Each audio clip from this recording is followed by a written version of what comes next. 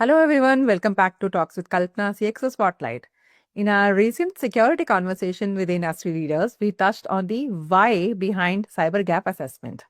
Today, we take that journey forward into the how, turning insights into execution, strengthening enterprise environments, and prioritizing security outcomes. Delighted to have two distinguished leaders with us, Sachin Kawalkar, Chief Information Security Officer at Neeyamo, steering security for a global organization operating across geographies and compliance frameworks. And Mr. Saurabh Barjathiya, Chief Technology Officer, GVV, and co-founder of Cybervigilens, helping enterprises detect security blind spots and build cyber defense maturity with structured tooling and visibility. Thank you both for joining. Thank you, Kalpna. A pleasure to be here. So, Sachin, let's warm up with something light. When you look at today's enterprise threat landscape, what's the one word that best describes cybersecurity operations? It's very difficult question, answer, Kalpana, to answer in the one word.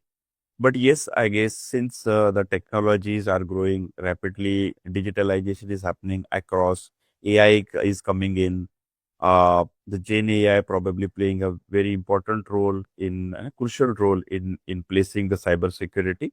I guess the use of advanced tools and technology along with the skill set and awareness, if the combination of both, if it is layered across, probably we will be able to achieve the goals and objectives what we have defined for.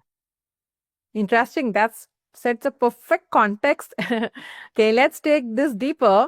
Saurabh, same question for you. One word and why? Kalpana, if I have to define cybersecurity with one word, I will go with backups because that's the last line of defense. In case of a very advanced adversary, very technically, sophisticated attack, it's at least good to have some backup so that we can, come back on our feet and, restore to the previous state. Okay, so that's a great start. So, such an enterprise teams often identify gaps but struggle to close them quickly.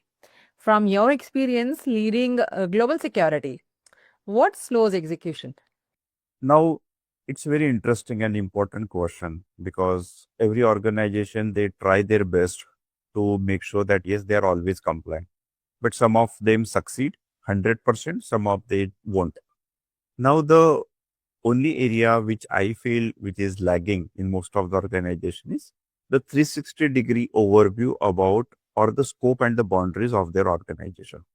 A lot of times when we feel that, okay, cybersecurity, ransomware, incident issues, attacks, hackers, everything which has happened, and there is a potential data breach which has happened because of cyber incidents, probably there is some area where which has not been looked into.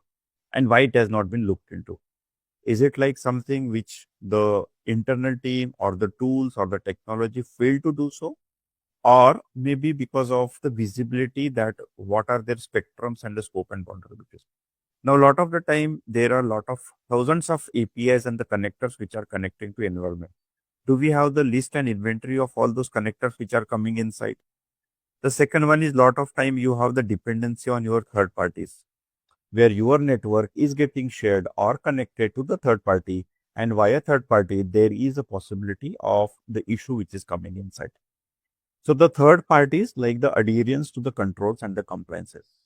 Now, when I say, because I typically follow that if any organization, if they follow very structured religious approach to any compliance, 90% of the things are taken care because the standards and the structures are built in a such a way that they span across all the domains and all the areas, whether it's a human resource in terms of awareness, training, coaching, skill set, whether in terms of network security, legal regulatory requirements, or physical security and the boundaries, or your access to your environment, or maybe a complex cloud environment as well, or the application security environment. So any standard, adherence to any standard, it will help that to identify closer or maybe more in depth the vulnerabilities or the gaps in your environment. So I guess there is a dependency on your assetization scope boundaries, depending upon your third parties, asset list, or maybe a list of comprehensive connectors which are coming inside, wherein the malware or maybe a ransomware or the injection may come inside your environment. and the religious adherence to your standards and the compliances. Lot of organizations, they do follow a lot of ISO standard, multiple. There are now thousands of standards built across all the domains. How much you are enabled or you are assuring those compliances and the adherences. And the last and the important will be a continuous repeat adherence and the measurement of that. Typically in ISO 27001, and that is what I like the most. They call it, always call it as a PDCA. Plan, do, check, act. Keep on doing it. Plan, do, check, act, plan, do, check, act. It is something like you are mugging up something, and someday, even if it's a complex mathematical problem, you will be able to solve that. So in the continuous adherence to these compliances and control checklists and continuously identifying it. It is not like once in a 10 years you went to the doctor and did your health checkup. That's why doctor always say that you should have a 6-monthly health checkup. So keep on doing it.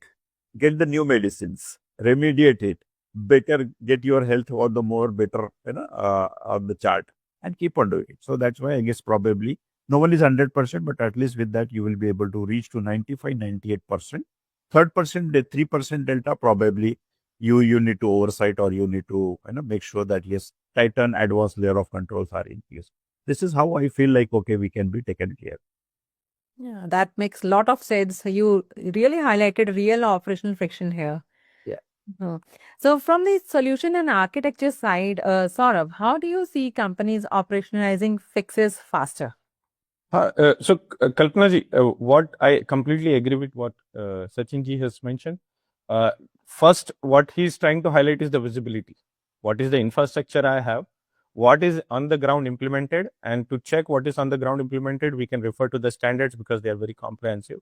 And once I know what is my infrastructure, how it has been configured now, and then how is my vendor also following their best security practices, we get an overall view. Okay, this is maybe these 2-3 are the best practices, and against them where I am. And it's a learning cycle, right? It's not like on day one when I do the first review, I'll do a very good job. There's always a learning. That's what Sachin ji is also pointing out, right? We do it periodically and we get better at it, and we get so once we have full visibility, yes, these are the things that need attention, then we prioritize and we focus. So we want to focus on things which have less cost in terms of both money and time, right? Straightforward to implement in our environment with our team, with our tool set, and then give you most returns in terms of security. So if we start with visibility, like Sachin ji is telling, and then we turn that visibility into prioritized list of action items, then based on what is missing, some organization may need something related to network, somebody may need 2-factor authentication, somebody may need encryption. But unless we have visibility, it's not a good idea to just pick something at random and start, right? So that gives us the most most optimized path to get very secure very quickly. One more point which I wanted to add what Saurabh ji has mentioned, Kalpana, here, the skill set. Now, a lot of the time when I go for a lot of the conferences, I do typically ask that, do you have a right skill sets available? So deploying any tool or solution in your environment, whether it's a cloud security posture management or any best in breed, the world's best global tools configured in your environment, but how you are making the best use of that tool. Do you have a right skill set in your internal teams who will make the best use of that? It is just not like the buying the Rolls Royce, but you don't know how to ride it. So it is something you need to know the each and every component, because a lot of the time, even I have seen, for example, maybe the any best cloud security posture management tool which is been deployed on the perimeter, but is it configured rightly to get the real time objective of for what it is configured for? If you don't have the skill set, then probably that is another a small section of the vulnerability which will left in your environment. Yeah, sure. So if CISOs could fix only 3 things first, what should be the top of the list? I guess hopefully it's for me becoming a CISO. I guess the first and foremost is, as I am keep on saying, the visibility of about your environment, that what is your scope of your environment. Because when I say the chief information security officer, so what is the information and that to the crown jewels of your organization? be it like your application, your database, your third parties, your internal, your outside, your even if sometimes it's even a paper-based information, depending upon the type of the business which you do. A lot of the banks still they are doing the KYCs on the paper. Now, that is also one of the important area which needs to be looked into. So first is the visibility. The second one is what are the internal your assets and the external assets. When I say external assets, means the third parties, dependencies, your cloud, your hosting, everything that need to be looked into. And the third important is what are the various technologies which you have deployed to measure those. Now, probably for the third party, how robust is your third party security, risk management, the tools or your processes to make sure that yes, your third parties are compliant. For internal environment, what are the tools which you have deployed? For example, like for the endpoint, maybe you have EDR, XDR, MDR, whatever, SIAM, then the cloud security posture management, the ZTNA, all those things, how you are deployed. And then the integration of those tools to make sure that you are getting a single consolidated dashboard. Now, a lot of the tools which are deployed in the environment, but sometimes we fail to get the real-time outcome of it because it is so complex. We only read one primary tool, but other tools probably they are not integrated. We miss to or we fail to read those the vulnerabilities, and that may lead a small vulnerability may lead to a major incident as well. So you should have the visibility on that area, and then I guess continuously getting those advisories. I guess probably you need to any CISO he need to be make sure that yes he is always updated with the real time advisories that what is happening in the outside world. What are the new vulnerabilities on the day when you start your working? If you are not aware, probably then because lot of the patches, lot of the advisories, lot of things which comes, probably it will help and safeguard you. And the third important is the in-depth assessment of all the layers. You have to make sure that you are doing the in-depth assessment. Typically in my organization, I made sure because being we are the largest global payroll organization, it's very sensitive business. We made sure that we have the multiple vendors deployed. Sometime maybe the vendor, he has not configured or fine-tuned their engines to identify those gaps. It is something like you are going to a doctor and then trying to measure your sugar level or the blood pressure level. The devices itself are outdated or they are not calibrated properly. So if that is the problem, then you need to have a secondary doctor. And that is how if you see a lot of the times now in the real-time world, people do prefer a second opinion of a doctor.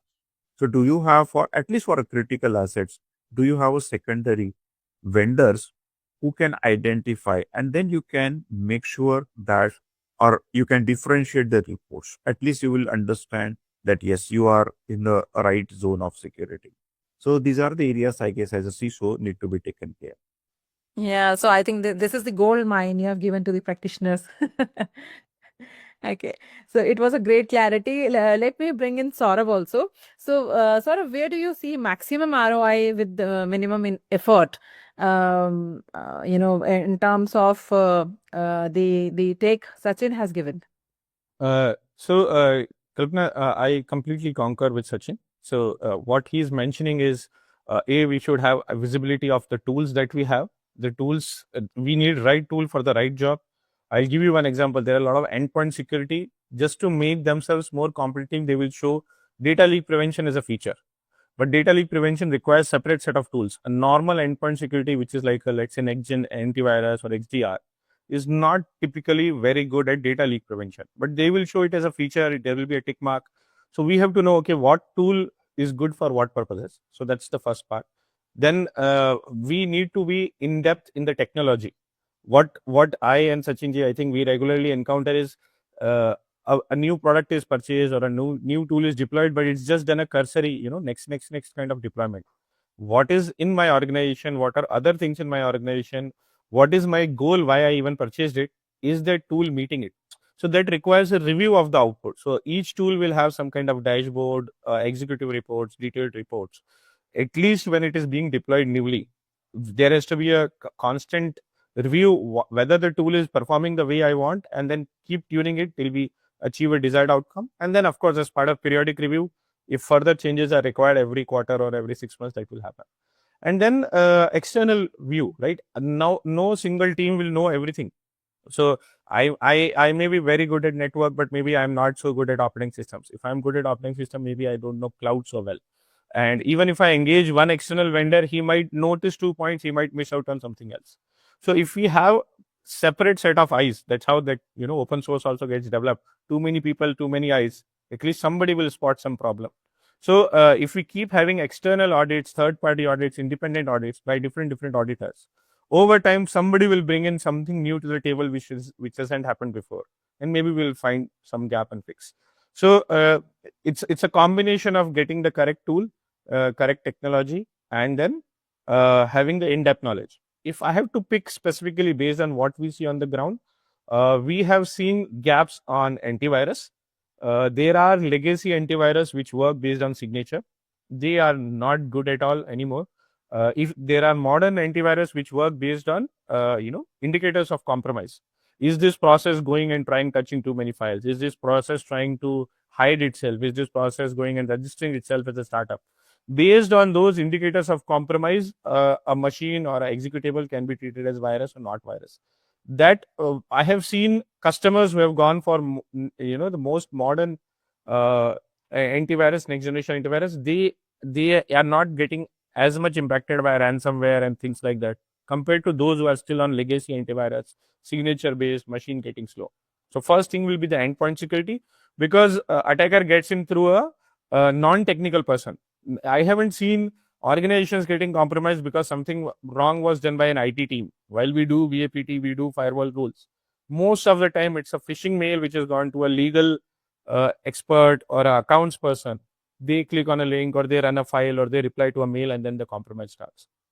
So decent endpoint security is the first thing. Second, same on endpoint level, a security awareness. We have to keep training our people. We have to do more phishing campaigns. We have to tell them, don't click on this. Always check with IT team. Don't send passwords like this. Don't keep passwords here. Don't reply to such emails. Right. So general security awareness. And third gap, which I see, is almost everybody now fortunately has firewalls, but they are not deployed properly. I don't see SSL decryption being done. I don't see network segmentation being done. We don't see directional rules. For example, I want my machine to be able to contact printer. I should be able to take a print, but printer should not initiate connection to my machine, right? So I should be able to take print out. I should be able to connect to maybe a CCTV camera. I should be able to connect to some other device, but those devices don't need to connect to my machine. And when we practically go and check the firewall settings, unfortunately, majority of the places we don't find those practices in place. So device is already there, cost is already incurred, licenses are already there. It's just that if it is deployed very technically, organization can benefit a lot. So to sum up, basically endpoint security facets as well as the firewall is where I see every organization can start and get a huge benefit with very less initial investment in terms of time and cost. Yeah, thanks for the insights, Saurabh. So, when it comes to endpoint security, Neeyamo operates globally. I mean, work from home, distributed teams, varied compliance laws. So, what's your approach, Sachin, to securing endpoints at scale? See, first thing is like we have a very standard uh, process. We are the process driven organization and we believe in the processes. No matter it's a security, quality, or privacy, and we have almost uh, 10 to 11 certification we possess. So make sure that yes, nothing has been missed in any of the area. Now, when we talk about the endpoints, because that is something where you have a user access in the system, and there is a multiple possibility of a data breach, data leakage, everything.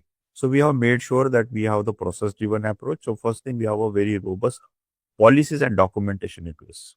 Second thing is the enforcement of those documentation or adherence to those processes. Now we have made it in such a way that there is no bypass for the process. Everything need to be driven through the system. So now when we say system, for example, if someone need a remote access or a VPN access, it has to come through a system. So there is a proper ticketing system. Now without ticket, nothing will happen because the approval process is something which is defined and enabled in the system. Now, as I mentioned, we have a very defined process, documentation integrated in the system, which is automated. So any user, if you need anything, then he need to come inside your service desk. And that is completely reviewed, risk is checked, whether that is allowed or not, and then basis upon that, the accesses are provided. Now, when I say the endpoint accesses are provided, even on the top of the access, we have a very stringent process defined for hardening of that. So it's something like we have a very thin client machines which we have created and which is enabled with all the latest signatures of your antiviruses, your ransomware, malware, your DLPs, your hardening with the best of standards, then your the best in breed tools like Trend Micro, Sophos, Palo Altos, and all those stuff which has been deployed, which acts as your endpoint, your EDR uh, solution deployed. And then we have the 3 layers of defense. It's not only about one solution, but 3 layers of defense. So somewhere, if anything which is getting bypassed will get definitely caught. Now, this is on the endpoint level. Now, since the endpoints are jumping to the perimeter, we have the multiple security layers defined in between so that if anything which is getting violated or a bypass will definitely get caught at the perimeter level. So we make sure that anything, everything which is not compliant or which is not in with what we have defined as a rule, then definitely it will get caught within the perimeter, inside the perimeter. So there is no chance of any violation. And since it is real-time monitored, now the important part is lot of time we deploy so many tools, but there is no monitoring of it. So we have to make sure, even if it's a DLP, now there is a violation of a DLP, that alert is getting popped up somewhere, but who is monitoring? So somewhere you need to have the real-time and the sensible monitoring solutions deployed, or the configuration has to be made in a such a way that it is really in a plain text visible to the security guy, and he should immediately take action on that part. So deployment, enforcement, and then the monitoring on the real time so that it is always within your environment. Nothing is crossing your boundaries, and then you can safeguard yourself from violation of any data, breaches, incidents, and anything which is getting outside. So multiple security approaches is important. Yeah. So, does it mean that too many tools and there's a too little integration? It's not like, because sometimes you really need to that, because now when we say EDR, XDR, MDR, SOAR, or your DLP, or your next gen firewalls, or even antivirus as well, every tool, they have their defined outcome. They have their defined objective. Now, when I say the antivirus, they have their defined objective. Now, most of the companies or few companies, they say that, okay, I have the antivirus, which will take care of your EDR, some section of your file monitoring, some section of DLP. But no, because that tool is not even meant for that. So we need to have a dedicated tool defined for that particular rule. So it is not something that, okay, there are multiple tools, because sometimes we really need the combination of tools to make sure that every tool defined for their objective are playing their role, giving the right outcome, and then that outcome is getting passed on to the next tool. And that is how this layer will approach. For example, my desktop or the systems are hardened thoroughly. That is something, the first layer of your defense. Second one is your deployed tools. If the endpoint itself is not configured properly, then I don't think so your DLP will even work the way it has to be. So the layered security, connected security approach will definitely help, so that even if it is hopping between 1 to second, if there is a violation, it will get caught. Between second to third, there is a violation, it will get caught. To make sure that at every layer, the scrutiny is getting done, the checks has been performed, and then at the final layer, when you are crossing your boundaries, it's a very clear what the message has to go. Yeah. So let's take another layer of, the same as we are discussing about consolidations and integrations. So how can enterprises, according to you, reduce noise and build a one view of security? Now, this is little complex, because now a lot of the companies, they have multiple solutions deployed. So what I always feel like, when you are onboarding any vendor, a technology vendor, a security solutions or a security vendor, you have to be very thorough when you are doing the POC at the time of your proof of concept with your existing environment. because your environment is already settled. You have everything which has been already placed in your environment. You cannot change for a vendor. So now you need to select, and multiple vendors are available. So right selection of a vendor is again plays a very important role.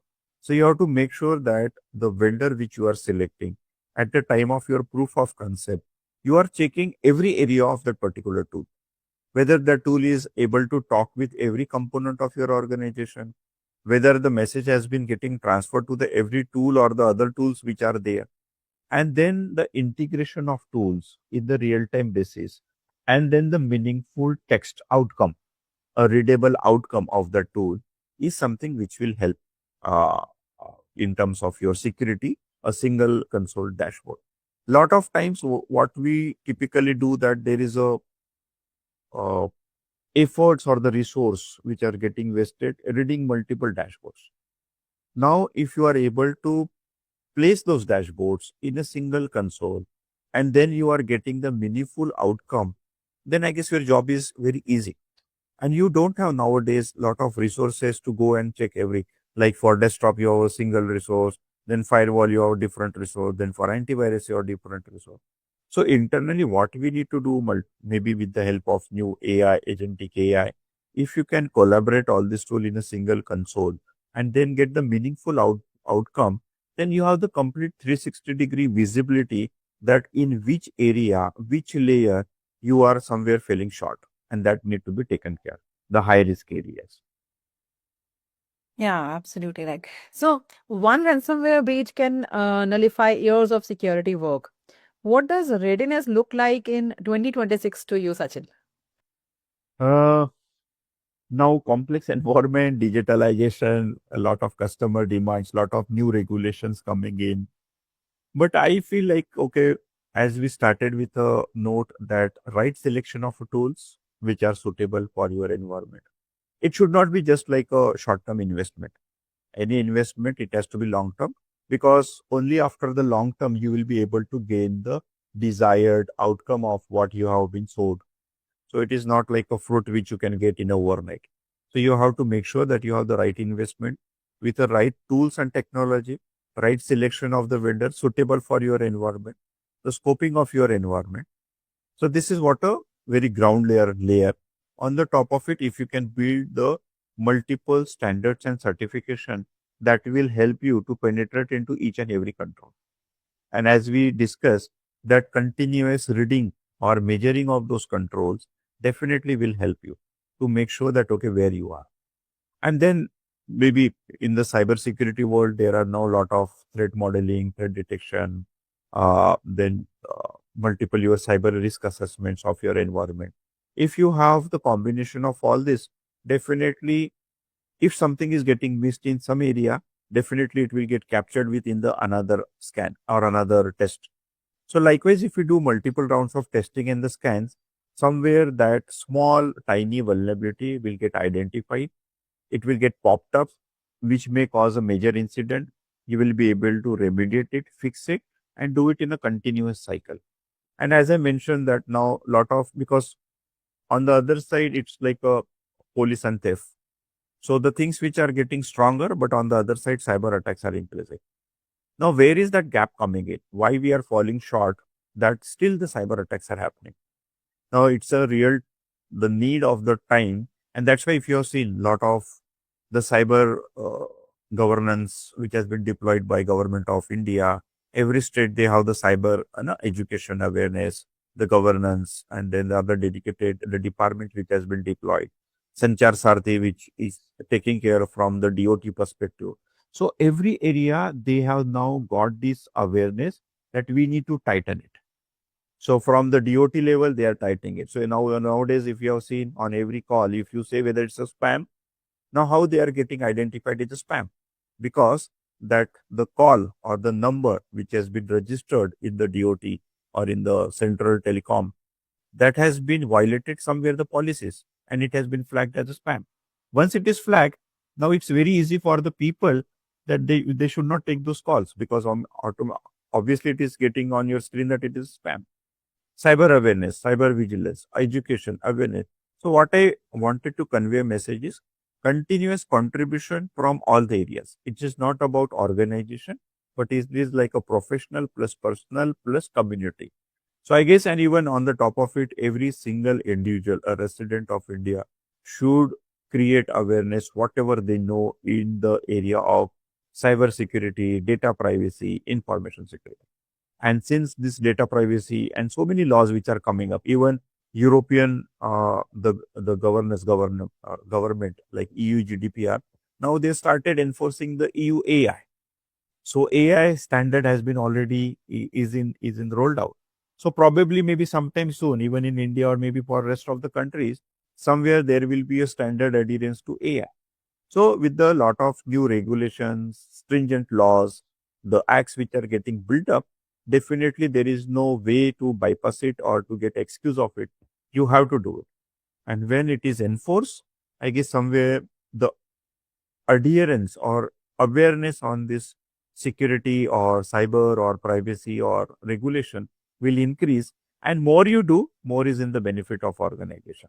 So for 2026, the single line, the bottom line message will be keep on getting as much as you can, deploying it and to make the best use of it. I guess that will help for the prevention from your issues. Yeah, sure. So, time for something quick and crisp. One line answers only. We'll be having a rapid fire now. And I'm sure that will be a fun. I'll start with you, Sachin, and Saurabh, you can also add some punchlines to what Sachin is telling. So, Sachin, you ready for that? Yes, yes, yeah, we Okay. can. So, one security habit every employee should adopt. Not sharing of passwords. Okay. So, Saurabh, you can also keep adding your punchlines wherever you think. Definitely two-factor or multi-factor authentication wherever possible. Yeah. So, one tech investment, Sachin, you will never regret. On the perimeter, on the stringent perimeter security. Sure. So, one headline in 2026 you want to see in cyber industry. Awareness, awareness, awareness. Okay. So, one myth you want to kill forever. Infosec or cyber or anything which is not complex, which is not difficult, you can crack it, you can adhere it, you can comply it, and you can make that you can stand the best amongst others. Saurabh, any take on I this? would like to add here. What happens is IT security, there's a myth that, CISO is responsible. He will do some magic on firewall and application and then we'll be secure.